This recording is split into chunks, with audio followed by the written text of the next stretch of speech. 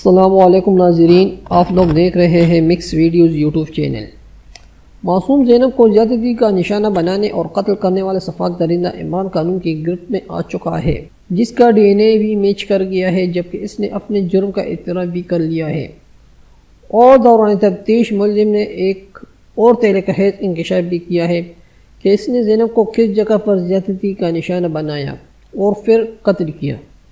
جس کے باعث پوری قوم لرز اٹھی ہے۔ ملزم کے مطابق اس نے زینب کو اور اس کے ساتھ سمیت 3 اور لڑکیوں کو کوڑے کے ڈھیر کے قریب یا اسی پر ریپ کر کے قتل کر کے پھینک دیا،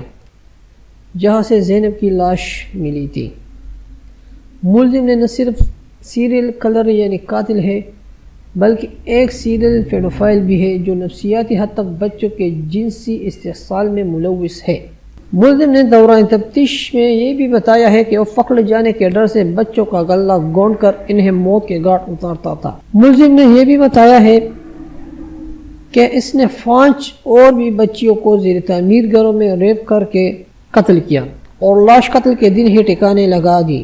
جبکہ زینب سمیت 3 لڑکیوں کو کوڑے کے ڈھیر کے قریب